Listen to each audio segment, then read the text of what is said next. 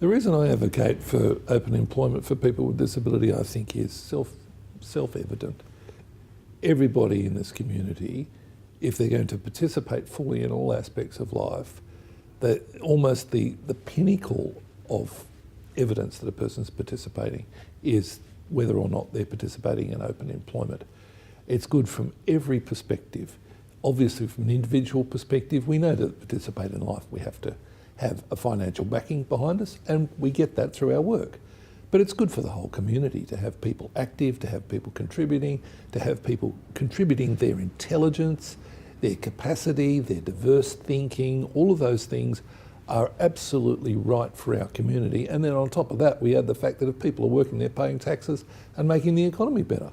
And it's a no-brainer. I'm personally involved in promoting disability reform for a couple of reasons. Some might look at me as a person in a wheelchair, and I've been in a chair since I was 16, so from all of my adult life, and say, oh, the obvious reason Mark's involved in disability reform is because he has a disability himself. Well, I'm not going to deny that that's at least partly true. I'd say that's fairly self-evident. I have lived with a disability myself, and I know how damn hard it can be for so many people with disability to do what everybody else takes for granted. But there's another key reason why I'm involved in this. I've also spent most of my adult life, all my adult life, in the business sector, mainstream, hard-nosed business, and I look at the lack of utilisation of this huge group of people in Australia as the greatest business opportunity Australia has in front of us. We are always looking for new ways to make our economy and our society better and stronger.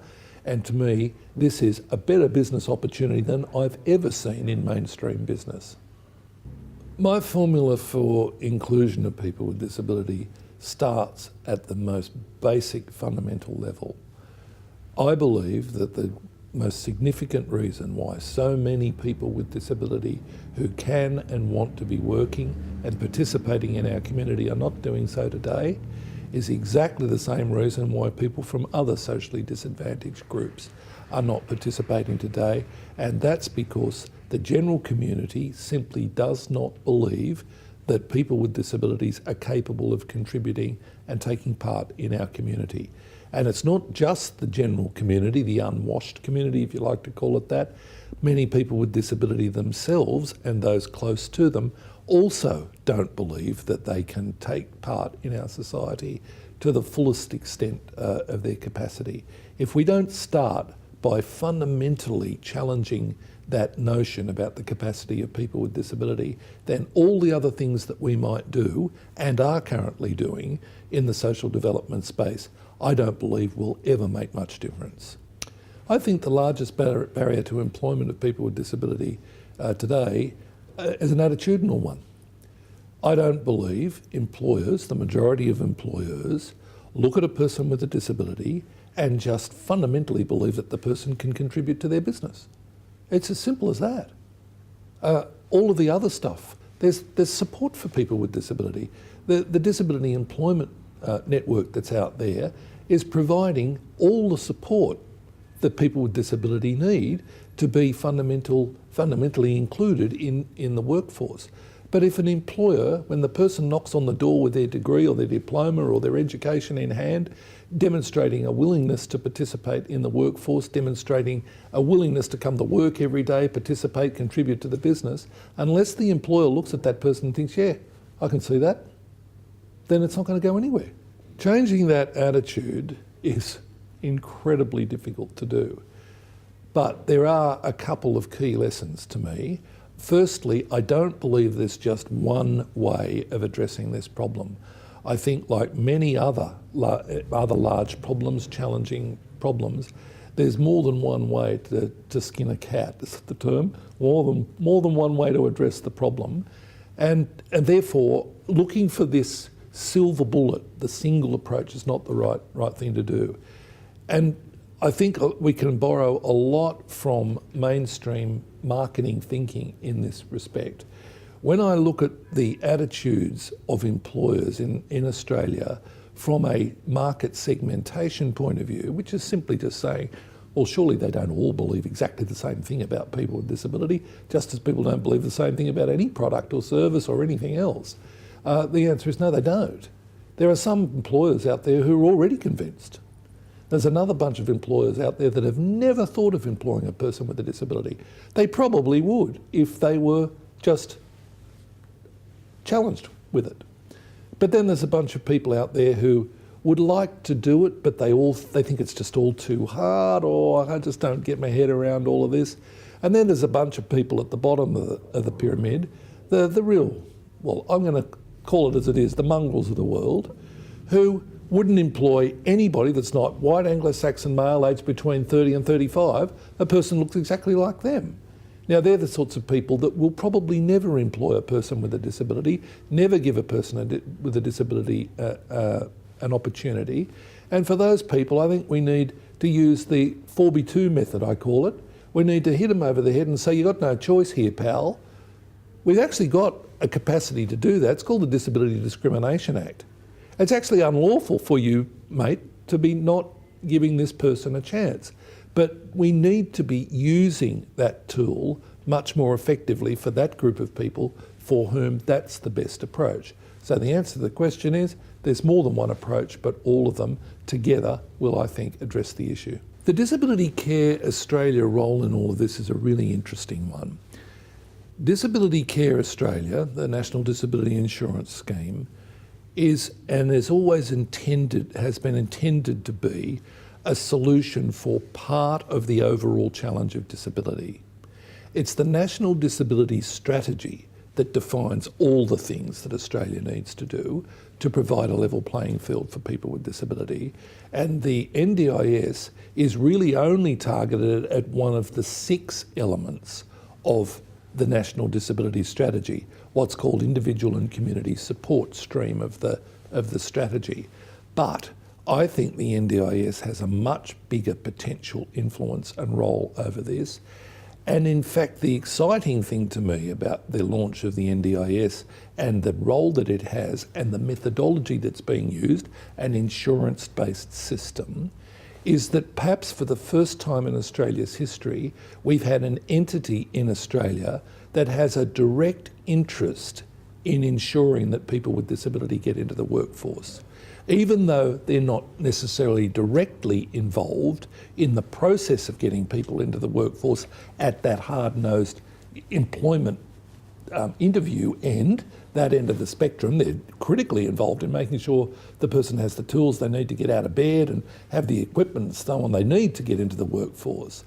But the NDIS fund itself will only survive if it achieves the objectives of full participation of people with disability in our community, for the simple reason that it's been proven many times before that if people with disability are participating fully in our society, particularly in the workforce, they will be contributing back into the economy, and it's the economy that's going to fund disability support. We've also found at a micro level that when people are participating, their support needs are actually lower than they would have been if they were sitting at home all day. And so here we've now got, for the first time, a body that has a really direct interest in ensuring that people with disabilities actually participate in the workforce. There are many reasons why an employer would want to employ people with disability. One of my frustrations is that we've been saying these reasons for decades, and it's making very little difference. For some companies, they're finally getting the message, and when they are, they're doing a damn good job. I look at the Westpacs and the Telstras and the IBMs and a whole range of small companies who now, for quite some time, they got the message, they employed a few people with disabilities, and all of a sudden it was, why haven't we been doing this for ages? This just makes good business sense. But they're still in the minority, the vast minority. And one of the, in my view, one of the biggest selling points, in addition to all of the traditional things that are said, that a diverse workforce is a good workforce because you want to reflect your customers and all those sorts of things, all of which are valid. There's another key thing that's not stressed as much as it should be, in my view, and it's a point that I think is very simple. If an employer looks at a person with a disability sitting on the other side of the interview desk with a diploma or a degree or whatever in hand, already saying, I want to work for you, that person represents something that the other person without disability that they interviewed just before this person does not represent. If a person's got through the mire of difficulties that that person's had to get through to get that degree in the first place, to actually even get to the job interview on time because the bus wasn't accessible, their carer didn't turn up to get them out of bed, etc. If the person's sitting there, that's exactly the sort of person you want in your business. The smart businesses know that it's not just the diploma. Oh yes, the person knows how to use a computer or whatever else the diploma actually says. The smart employers know that it's the people that have got that capacity to sort out complex problems, capacity to communicate their needs effectively. And the person with disability that's getting through this mire to actually get there has developed life skills, critical life skills about planning, about management, about communication, that the average person possibly hasn't developed to anywhere near the same level. So I say to employers, I suspect not many of them get it, at least not at the beginning, but I say to many employers, where you might have sort of struggled with this notion, oh, I've got five people that I've just interviewed, one of them has a disability, the disability person will be at the bottom of the list because it's all going to be hard and difficult and so on. I say, think again about this. What does that person truly represent? What could that person truly be contributing to your business? Understand the person, not understand just their experience, their job experience. They may not have any job experience. Don't look just at the diploma and say, what courses did you do at university? All that's important. But look at the person themselves and say, what do they bring in total? This person's an incredibly motivated person who's developed great life skills. They should be high up on the priority list. What's been my biggest achievement in employment of people with disability? That's a struggle. It's a struggle because, well, yes, I guess I can look back and think, yeah, there have been some successes in there, and some of them have been great. They felt good at the time. One of the things I've done, I guess, many years ago, I sort of used my position in IBM at the time to drive an emphasis on employment of people with disability in IBM that subsequently led, not through my work, through the work of many others, but having sowed that seed, IBM's become one of the most significant employer of people with disability in the country. So I look back on that and I feel some sense of pride that I had a role in that, and I can look to some other specific things as well. But I do have to look back on now half a lifetime, if not more, of direct involvement in one form or another in this disability employment space. And I have to look at the statistics that are showing me that in all the years I've been involved and the years before that, there's actually been virtually no improvement in the employment of people with disability. Now, I'm not going to castigate myself too much about that and take total responsibility for the failure of Australia to address the disability employment issue, but I do look back on that and think, even as a person who has had the good fortune to have had some influence over this process, including at a strategic and sort of national government and so on level, I look back on and think, we're not making any difference here. So I do find that personally challenging to feel, I sometimes question myself and say, could I have done something different here? You know, have I taken the wrong approach? Am I using the wrong messages? And I guess the answer is, I don't feel that all the effort has given anywhere near the return I had hoped it would. The disability employment service providers in Australia have an absolutely critical role in all of this. And like my comments about the NDIS and the Disability Care Australia agency and process and its potential to influence areas outside its immediate area of responsibility, I think the DES network can also look for opportunities that are outside its perhaps traditional thinking about what it's specifically responsible for. For example, I'd have to say that when I look at the people with disability that are being employed, often with the help of disability employment service providers, That's obviously a very good thing. As I say, I don't feel the numbers are anywhere near what we would all hope they would be, but that's obviously a very good thing. But I do also think that the numbers are telling us that probably what we're doing is getting people with disability who are already very close to being job ready, who've dealt with all of the other stuff they've had to deal with, often through their own hard work and good luck and all sorts of stuff. A small percentage of people with disability are coming to the point where they're now ready to talk to a DES provider about looking for the job and getting support for that job. I think with all the knowledge that the DES network has, it could reach further back in that process. I think one of the key things we need to do to really close the gap in workforce participation, and not by just small amounts, by massive amounts, close the participation gap to virtually zero. I know a lot of people think I'm in cloud cuckoo land when I say, as I do frequently, we currently have over a 30% gap in workforce participation between the general population and people with disability in Australia. There are over 1.2 million Australians of working age with disability who are unnecessarily sitting at home doing nothing. That represents over a 30% gap in workforce participation. But what should it be? Should it be 20%? Should it be 15%? No, it should be virtually zero. While there are a small percentage of people whose disability is so severe and profound, and particularly in the sort of mind-based disability areas, people with intellectual psychiatric disabilities are really profound, who really will struggle to participate fully in society.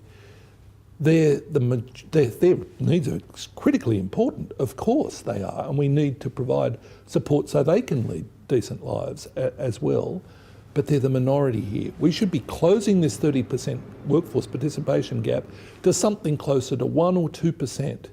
That's where we should be aiming. Now, if we're going to do that, we need to reach right back to the onset of disability. For when people are first born, or those that incur their disability later on, that's where the journey towards full participation starts. And it's a journey that goes through many different stages. It's a life learning journey that people go through to ultimately participate in the workforce. And I think the knowledge that's tied up in the disability employment sector could be taken back to the onset of disability. You know, maybe when they're in school, a disability comes on early in school. Why aren't we setting an expectation right back then that young person who's just got a disability would have been years away from achieving employment anyway, even without the disability? But let's start now sowing the seed in those people's minds, in those people with disabilities' minds and their families' minds and everybody else around them, sow the seed then that, you should be thinking about employment. Now, who can do that better than the people who've been at the coalface of disability employment now for decades, the disability employment service providers? I think there's a very critical role here for disability and service providers to be not only empowering people with disabilities, as they often do, with work skills, but potentially reaching further back and being with people with disability on a journey. Now, that would take a rethink of the disability employment service model, what it does, how it's funded and everything else. But I do think that there's enormous knowledge tied up in the disability employment sector that could be of value for many other people with disabilities.